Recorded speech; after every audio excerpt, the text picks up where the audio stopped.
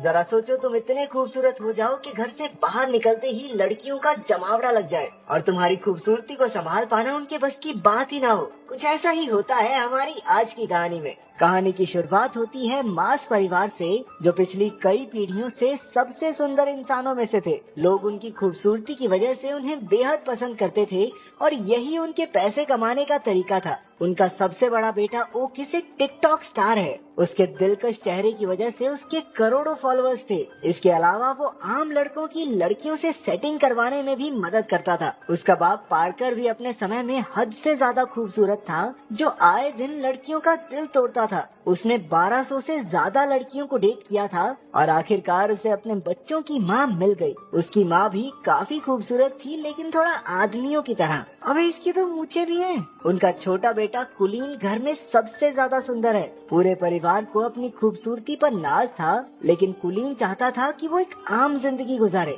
वो अक्सर सोचता था कि अगर वो थोड़ा कम सुंदर होता तो हर बार बाहर निकलने पर उसके पीछे लड़कियों की भीड़ ना पड़ती। उसके सुंदर चेहरे की एक झलक देखते ही लड़कियां पागल सी हो जाती। किसी की नाक से खून बहता तो कोई अपने बाल नोचकर इधर उधर कूदने लग जाती। नतीजा ये हुआ कि कुलीन की आज तक किसी लड़की से बात तक नहीं हो पाई थी। वो ज्यादा बाहर नहीं जाता था और अब तक घर से ही पढ़ रहा था। कुलीन के पास अपनी मछली के अलावा बात करने के लिए कोई भी नहीं था। वो अकेला ही पत्ते खेलते हुए मछली से बातें करता रहता। उसके इस बर्ताव से उसके परिवार को काफी चिंता हो रही थी। ओकिस कई बार उसे सुंदर लड़कियों की तस्वीरें दिखाकर पंप देता कि जा भाई, दुनिया में लड़की लड़की पटा, क्या कर रहा है तू।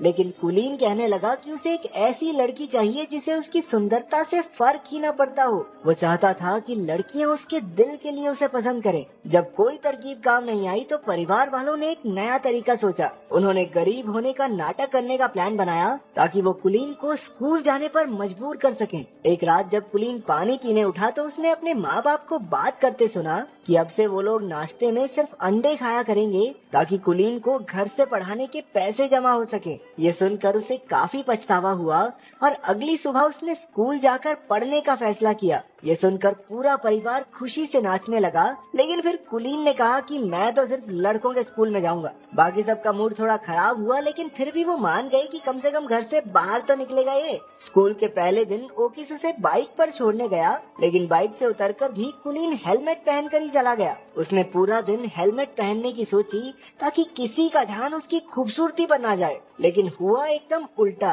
क्योंकि हेलमेट की वजह से सारे बच्चे उसे ही देखने लगे। उसे परेशान करने सिडी नाम का एक लड़का और उसके चेले आ गए। जब टीचर आई तो उसने कुलीन को हेलमेट उतारने को कहा। ना चाहते हुए भी कुलीन को अपना हेलमेट उतारना पड़ा और सबने उसका दिलकश चेहरा देख लिया। इसके बाद तो टीचर सीधा हॉस्पिटल में पहुंच गई, क्योंकि कुलीन को देखते ही उसकी सांसें थम गई थी। कुलीन सीधा घर की ओर भागा, लेकिन बदमाश लड़कों ने उसे रास्ते में ही पकड़ लिया। उसे स्टोर रूम में लाकर वो लोग सुपर हीरोज की तरह अपनी पहचान बताने लगे। ये तीनों पिछले 3 साल से स्कूल में पढ़े थे, क्योंकि सिडी को बस बीबीएम स्कूल की सबसे सुंदर लड़की अमेंडा के साथ ही पार्टी में जाना है। अमेंडा सिर्फ सुंदर लड़कों की बात ही सुनती है, इसलिए उन्होंने कुलीन को अपना डाकिया बनाने की सोची। फिर उन्होंने कीबो नाम के एक शरीफ लड़के को धमकाकर उसका साथी बना दिया। कुछ देर बाद कुलीन प्रिंसिपल के पास इन बदमाश लड़कों की शिकायत करने पहुंचा। प्रिंसिपल बेचारा खुद ही अपने बेटे की वजह से परेशान था। वो उल्टा कुलीन से ही कहने लगा कि लड़की पटवा दे भाई इस बावड़ी बूथ से,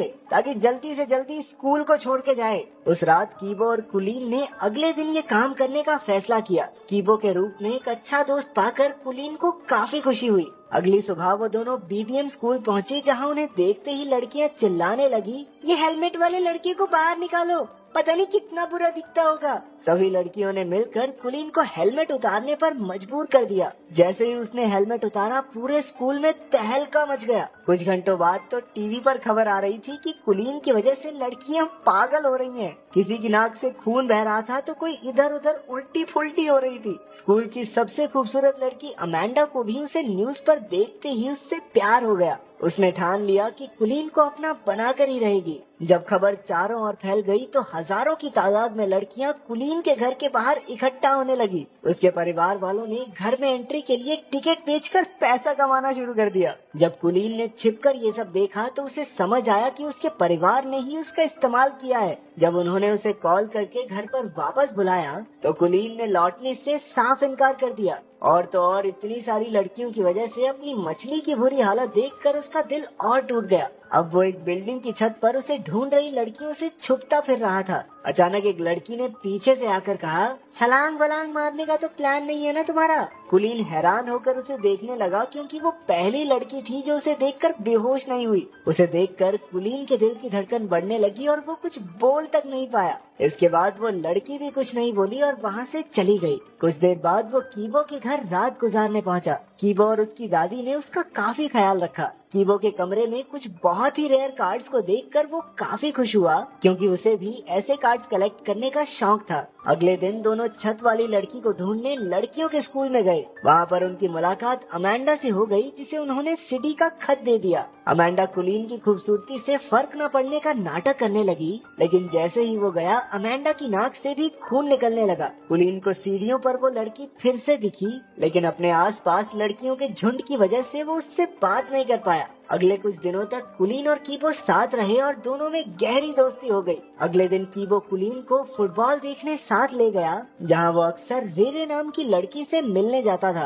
कीबो इस लड़की को बेहद पसंद करता था। मैच के बाद कुलीन की नजर अचानक उस छत वाली लड़की पर पड़ गई। वो तो बस उसे देखता ही रह गया। तभी कीबो ने आकर उन्हें मिलवाया और कहा कि उसका नाम रेरे है। तब जाकर कुलीन को पता चला कि कीबो भी इसी लड़की को पसंद करता है। रेरे और कीबो काफी अच्छे दोस्त थे और उन्हें साथ देखकर कुलीन को जलन होने लगी। वो रात को ठीक से सो भी नहीं पाया क्योंकि उसे समझ नहीं आ रहा था कि वो करे क्या। आखिरकार उसे याद आया कि उसका भाई ओकिस भी तो लव गुरु है, उससे मदद मांगनी चाहिए। अगली सुबह कुलीन को अपने सामने देखकर ओकिस की तो आंखें भर आई। वो कुलीन को लड़कियों से बात करने में कब से मदद करना चाहता था। अब तक कुलीन ने अपने परिवार को भी माफ कर दिया था क्योंकि अगर वो बाहर न जाता तो रेरे से उसकी मुलाकात भी न हो पाती। फिर दोनों भाई सामान लेने गए जहां ओकिस ने बताया कि कुलीन उस लड़की को कैसे पटा सकता है। कुलीन ने बिल्कुल वैसा ही किया, लेकिन उसे एहसास हुआ कि वो रेरे को उतना नहीं जानता जितना कीबो जानता है, लेकिन वो फिर भी हार नहीं मानना चाहता था। एक दिन अमेंडा ने लड़कों के स्कूल में आकर कुलीन को अपने जन्मदिन की पार्टी का न्योता दिया और साथ साथ एक फोन भी थमा दिया कि बाबू मुझे इससे कॉल करना, ठीक है? फिर शाम को कीबो, कुलीन और रेरे घूमने गए। वहाँ कुलीन समझ गया कि रेरे भी कीबो को पसंद करती है। उन्हें साथ देखकर उसे जलन महसूस हो रही थी। बाद में कीबो के जाने पर उसने सीधा रेरे से पूछ लिया कि क्या वो कीबो को पसंद करती है। पहले तो रेरे नहीं मानी, लेकिन जब कुलीन ने झूठ कह दिया कि कीबो तो अमेंडा से प्यार करता है तो अचानक से रेरे का मुंह उतर गया। अब ये साफ था कि रेरे को भी कीबो पसंद है। इसके बाद घर लौटकर कुलीन ने अमेंडा को फोन करके उससे कुछ मदद मांगी और वो तो कुलीन के प्यार में कुछ भी करने को तैयार थी। फिर अगले दिन अमेंडा के बर्थडे पर कुलीन और कीबो दोनों पहुँचे तो अचानक से अमेंडा ने कुलीन को छोड़कर कीबो पर ध्यान देना शुरू कर दिया। वो उसे खींचकर साइड में ले गई और तभी रेरे भी पार्टी में आ गई। रेरे की नजर अमेंडा पर पड़ी जो कीबो को किस कर रही थी। ये देखकर उस बेचारी का दिल टूट गया और वो वहाँ से भाग निकली। उसके पीछे पीछे कुलीन ने भी जाकर अपने प्यार का इजहार कर दिया। रेरे ने जवाब दिया कि वो तो उसे सिर्फ दोस्त ही समझती है, तो कुलीन ने अपने इकलौते दोस्त को धोखा भी दिया और लड़की भी नहीं मिली। अरे इससे बुरा और क्या होगा। उधर सिडी और उसके चेलों ने भी कीबो और अमेंडा को किस करते देख लिया और उन्होंने गुस्से में कीबो की जमकर धुलाई कर दी। कुलीन दूर खड़ा देखता रहा, लेकिन कीबो को बचाने की उसकी हिम्मत नहीं हुई। बाद में वो कीबो को घर ले आया। अपने दोस्त को दर्द से कराहता देख कुलीन को एहसास हुआ कि उसने बहुत बड़ी गलती कर दी है। उसे अपने किए पर बहुत पछतावा हो रहा था और आखिरकार उसने सारी कहानी कीबो को बता दी। इस धोखे से कीबो हैरान रह गया। वो कहने लगा कि अगर उसे पता होता कि कुलीन भी रेरे को पसंद करता है तो वो खुद ही पीछे हट जाता, लेकिन कुलीन के दिए धोखे के बाद से वो उसका दोस्त बनकर नहीं रहना चाहता। कुलीन पूरे 1 महीने बाद घर लौटा। उसने किसी से बात नहीं की और खुद को कमरे में बंद कर लिया। उसे अपने दोस्त की बहुत याद आती थी। घर पर उसकी माँ ने उसे उसकी मछली दी जो एकदम सही सलामत थी। अपनी माँ की बातें सुनकर कुलीन को एहसास हुआ कि लोग उससे कितना प्यार करते हैं।